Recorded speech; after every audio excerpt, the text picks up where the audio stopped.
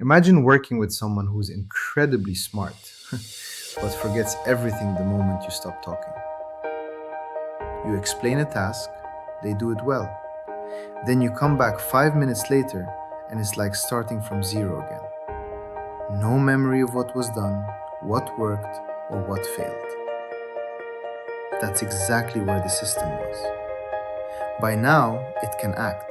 It can use tools, take steps, and observe results, like a worker actually doing the job instead of just talking about it. But without memory, every step is isolated. It's like trying to build a house while forgetting what you built yesterday. This is why memory becomes essential. At its core, the system doesn't naturally remember anything. Each moment is like a fresh start. That's fine for small tasks, but once things get bigger or take longer, it falls apart. Think of it like cooking a complex meal without writing anything down. You chop ingredients, cook parts of the dish, but if you don't remember what you already added or tasted, things quickly go wrong. You might repeat steps, miss ingredients, or ruin the balance. So, memory is introduced, but here's the catch. Memory isn't just about storing everything, it's about storing the right things and finding them later.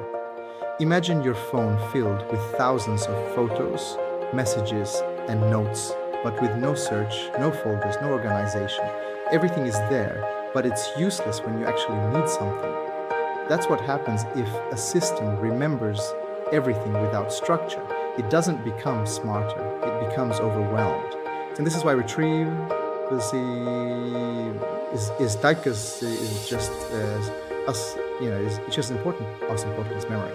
So memory equals saving information. Retrieval equals knowing what to bring back and when. And together they act like a well-organized notebook. And you don't flip through every page. Your source ashin chum and she faint. Your shiu surso, your shi pris inshu.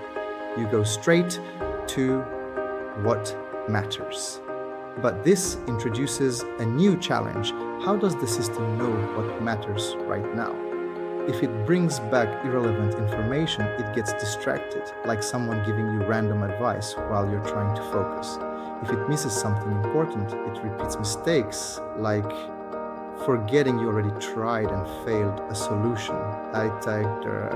So now remembering becomes a thinking problem, not just a storage problem.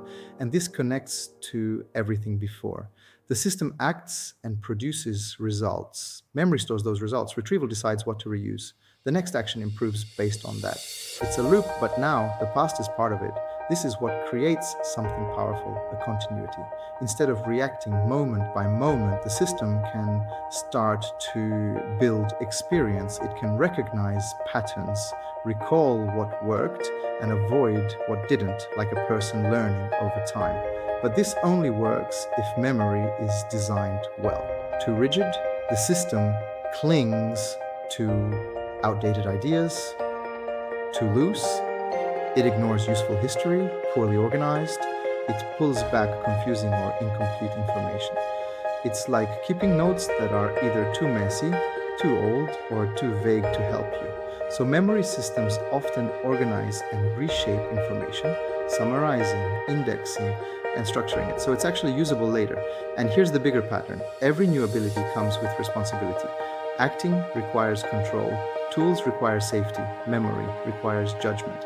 Because now the system isn't just doing things, it's deciding what to carry forward.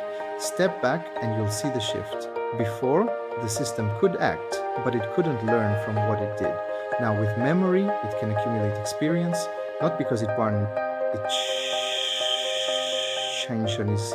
changes internally like a human, but because it can reuse what it has already seen and done. It stops starting over every time, and that leads to the next step. Once you can act and remember, how do you organize all of that into a clear path forward? Because even with memory, without direction, you're just wandering. That's where planning comes in.